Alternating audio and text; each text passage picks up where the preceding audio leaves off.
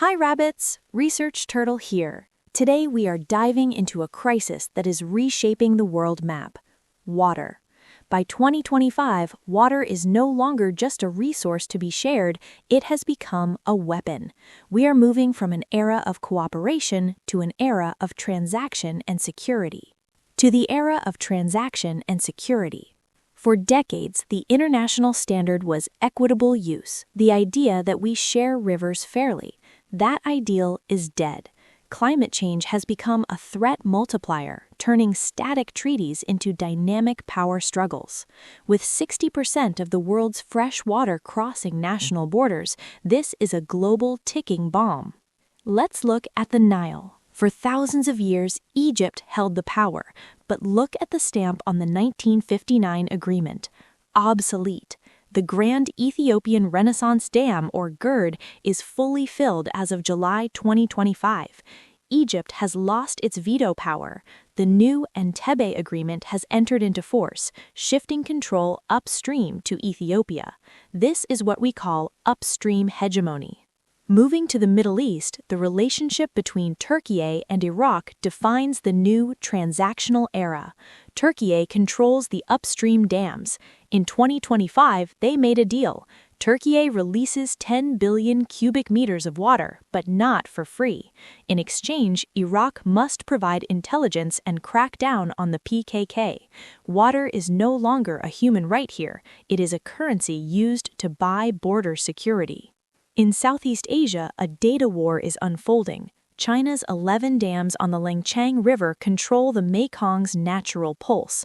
China often keeps the data opaque.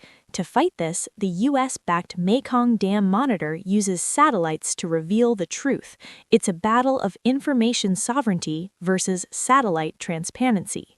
The cost of this control? A crisis in Vietnam. Saltwater has intruded 100 kilometers inland because the river flow is too weak to push the ocean back.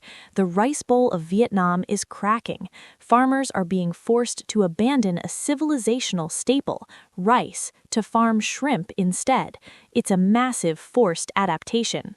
Now to the most dangerous flashpoint: India and China. We call this the water bomb. The Indus 1960 treaty is paralyzed. Meanwhile, China is building a 60-gigawatt mega dam on the Brahmaputra, 3 times the size of the Three Gorges Dam. India sees this infrastructure as a latent water weapon. Trust has completely collapsed. Even close allies aren't safe. In the Americas, the 1944 treaty between the U.S. and Mexico is buckling. Mexico fell into water debt, unable to send water to the U.S., which triggered tariff threats and riots. The system is facing a structural deficit. Simply put, the water promised on paper no longer exists in reality. Is there any hope? Maybe in the Nexus model. Project Prosperity proposed that Jordan trades solar energy for Israel's desalinated water, its interdependence for survival. However, as of 2025, the war in Gaza has frozen this political will, proving that even smart solutions are hostage to geopolitics. When politics fail, people suffer. In the West Bank, there's a staggering consumption gap. Palestinians get only 1/3 of the water Israelis do. In southern Iraq, water scarcity has displaced tens of thousands of people and caused a resurgence of cholera. This is the human face of hydropolitics. Technology can be a buffer, but not a cure. AI and desalination have dropped costs to 30 cents per ton.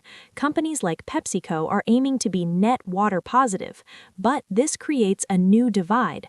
Wealthy nations can buy their way out of drought, decoupling from geography, while poorer nations are left to migrate.